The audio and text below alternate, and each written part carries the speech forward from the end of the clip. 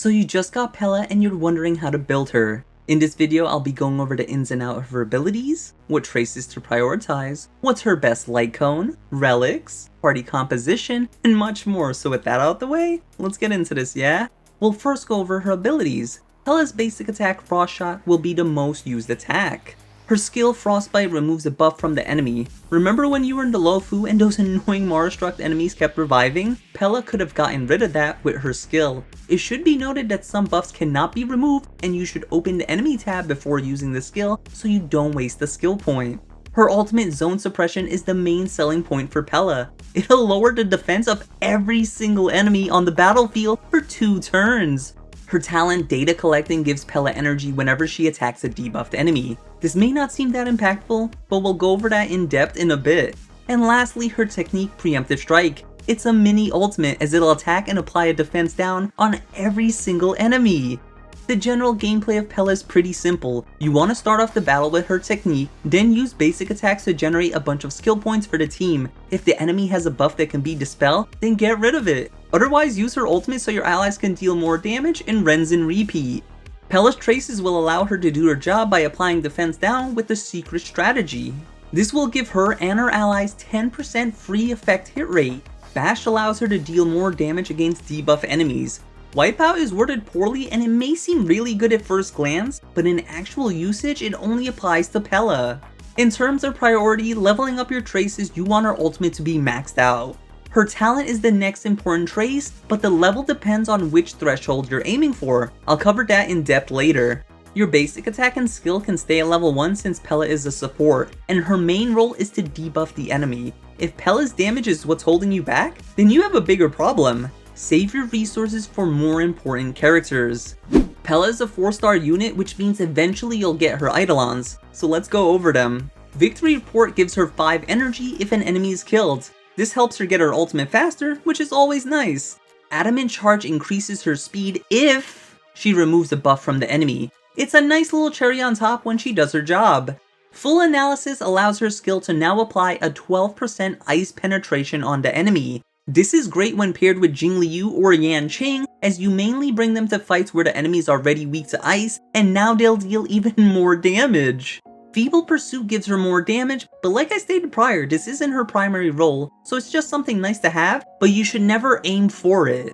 Now that we covered her Eidolons, let's go over her light cones. As of making this video in patch 1.4, this light cone can no longer be obtained, but perhaps in the future it'll come back? Before the tutorial is hands down her best light cone, and I'm only mentioning it in case Hoyoverse graces the PlayStation 5 launch with it again. It allows her to use her ultimate every 2 turns, so there's no downtime with the debuff. Okay, now that we all got a little depression, let's go over her second best option. Resolution shines as Pearls of Sweat allows her to get another form of defense down. This stacks with her ultimate, which as you can see on the chart on screen, is really good. The only downside is that super in position 1, the base is low so it may not always land. If you ever get copies of this, superimpose it right away. Her third best light cone will be Eyes of Prey for the effect hit rate. We don't take full advantage of this light cone, but at this point there's no other good light cones for her other than premium 5-star cones, which you know I would not recommend to free to play.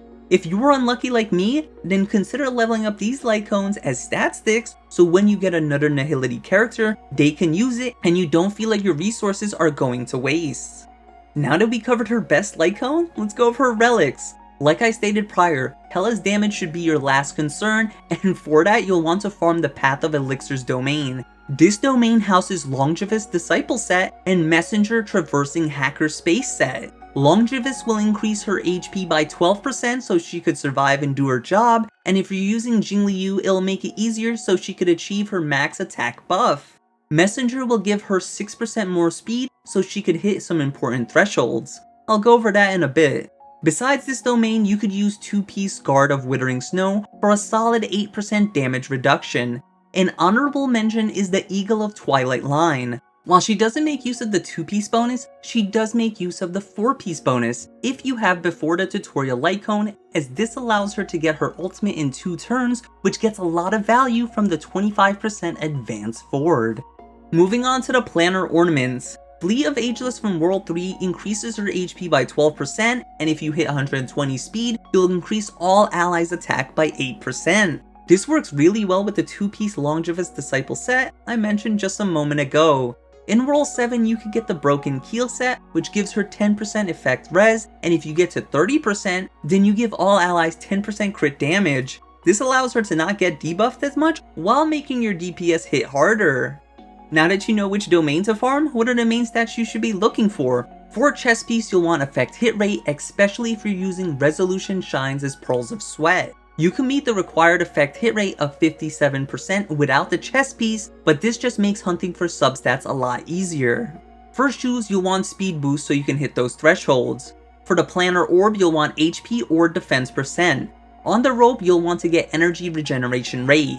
HP and defense percent can be used, and I'll go over that right after we go over which substats you should be looking for.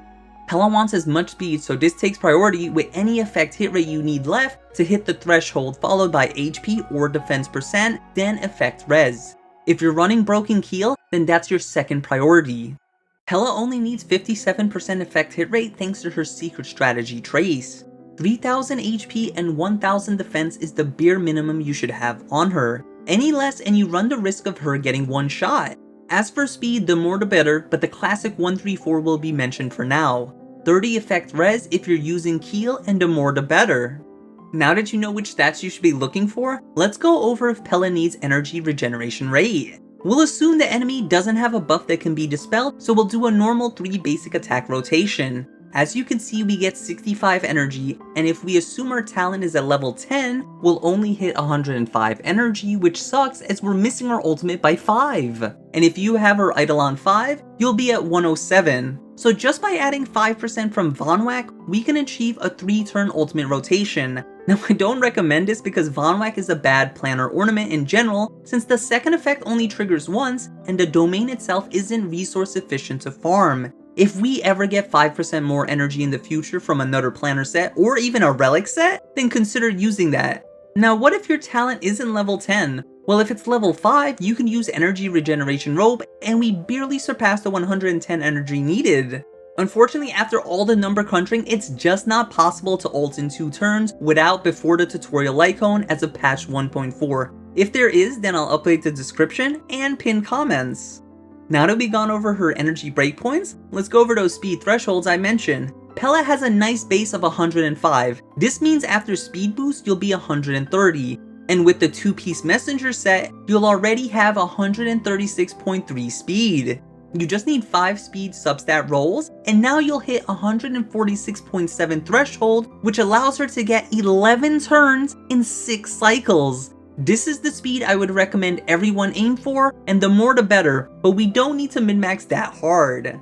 Now that we've gone over her speed thresholds, let's go over her best teammates. She synergizes really well in teams that can hit multiple enemies or are hurting on skill point generation. You could slot her into dot teams or your normal hyper carry team. Since this guide is coming out as of patch 1.4, then let's assume you pulled Jingliu. Natasha, Tingyun, Pela, and Jingliu will make a fantastic starter team, and if you end up getting her Eidolon 4, then you could use her skill to have a permanent ice penetration so Jingliu can do even more damage. I highly recommend pairing her with a buffer like Tingyun as you'll get more value. If you pulled Tingyun while getting Jingliu, then consider subscribing as she'll be the next character guide. And if you enjoyed this one, consider checking out my Jingliu one right here. Until the next video, I'll see ya.